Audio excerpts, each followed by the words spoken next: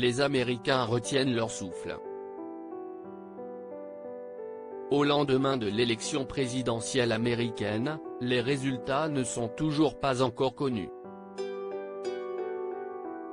À l'heure où l'on écrit ces lignes, les votes dans plusieurs États sont encore en train d'être dépouillés, notamment à cause du nombre impressionnant de bulletins arrivés par voie postale. Mais malgré le résultat encore en suspens, Donald Trump a multiplié les messages victorieux. Déjà dans la nuit du 3 au 4 novembre, l'actuel président des États-Unis a revendiqué la victoire dans plusieurs États clés, où les votes n'étaient pas encore dépouillés. Notre objectif maintenant est d'assurer l'intégrité du scrutin. Nous voulons que la loi soit correctement appliquée, nous allons aller devant la Cour suprême.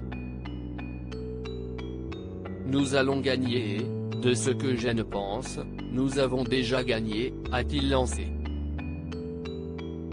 Sur Twitter, son réseau social favori, il s'est ensuite emballé. Dans plusieurs messages, Donald Trump a accusé ses adversaires démocrates, et Joe Biden, de voler les élections. Nous ne les laisserons jamais le faire. Les votes ne peuvent pas être émis après la clôture du scrutin. Rapidement, Twitter a modéré ses propos en ajoutant un message d'alerte. Une partie ou la totalité du contenu partagé dans ce tweet est contesté et susceptible d'être trompeuse quant au mode de participation à une élection ou à un autre processus civique, a écrit le réseau social sur le tweet du président.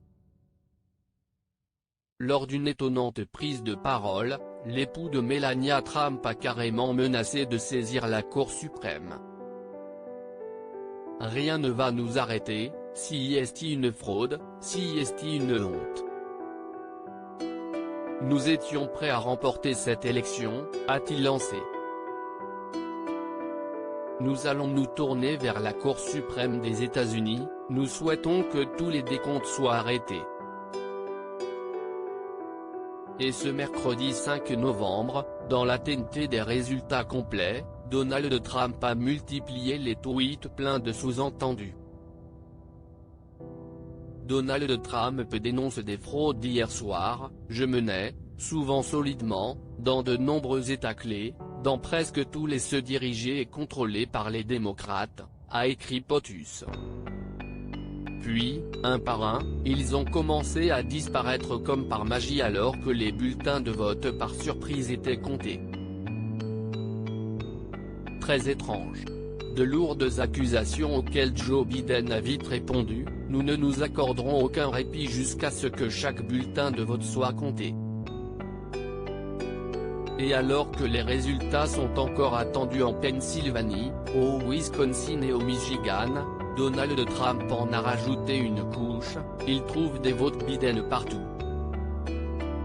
Tellement mauvais pour notre pays.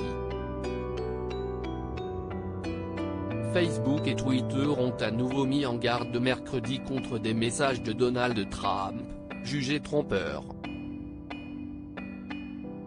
Ce mercredi 5 novembre à 19h, Joe Biden mène d'une courte tête face à Donald Trump avec 238 grands électeurs contre 213.